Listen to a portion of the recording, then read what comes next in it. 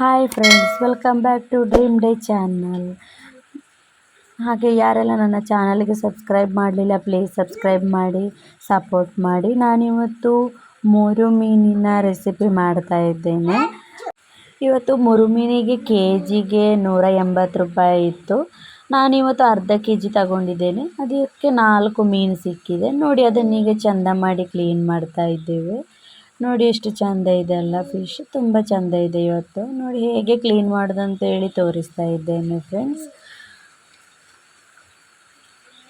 ಅದರ ಹೊಟ್ಟೆಯ ಭಾಗದಲ್ಲಿರುವಂಥ ಈ ಬಿಳಿ ಬಣ್ಣದನ್ನು ನಾವು ಕಟ್ ಮಾಡಿ ತೆಗಿಬೇಕು, ಇಲ್ಲದ್ರೆ ಅದು ಕಹಿ ಬರ್ತದೆ.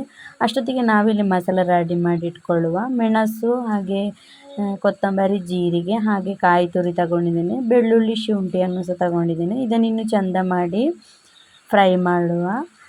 ನಾನಿಲ್ಲಿ ಡ್ರೈ ಆಗಿ ಫ್ರೈ ಮಾಡ್ತಾ ಇದ್ದೇನೆ. ನೋಡಿ, ಚೆಂದ ಮಾಡಿ ಫ್ರೈ ಮಾಡಿಟ್ಕೊಳ್ಬೇಕು. ನಂತರ ಇದನ್ನು ತಣ್ಣಗೆ ಆಗಲಿಕ್ಕೆ ಹಾಗೆ ಇಡಬೇಕು.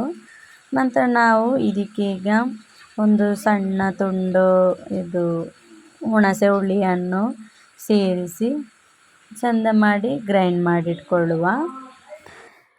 ಫ್ರೆಂಡ್ಸ್ ನೋಡಿ, ಇದನ್ನು ಗ್ರೈಂಡ್ ಮಾಡ್ತಾ ಇದ್ದೇನೆ.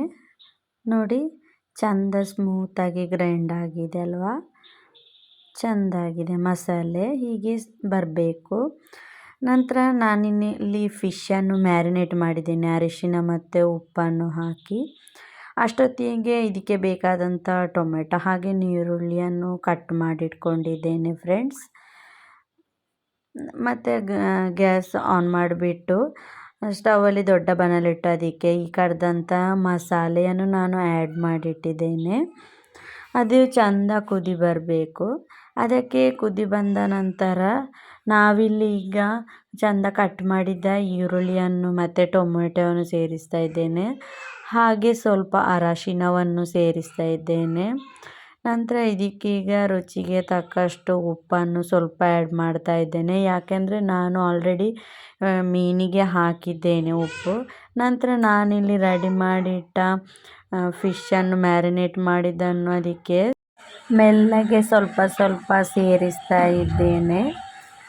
ಮತ್ತು ಇದಕ್ಕೆ ಸೌಟು ಸಹ ನಾವು ಹಾಕಬಾರ್ದು, ಯಾಕೆಂದರೆ ಪುಡಿ ಪುಡಿ ಆಗ್ತದೆ ಫ್ರೆಂಡ್ಸ್. ಇನ್ನು ಮುಚ್ಚಳವನ್ನು ಮುಚ್ಚಿಡುವ.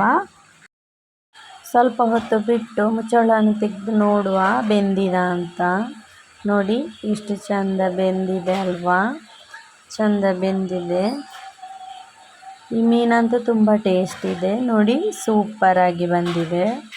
ಆಹಾ, ಯಮ್ಮಿ ಯಮ್ಮಿ ಆಗಿದೆ, ಸೂಪರ್ ಉಂಟು ಫ್ರೆಂಡ್ಸ್. ನೀವು ಸಹ ಟ್ರೈ ಮಾಡಿ.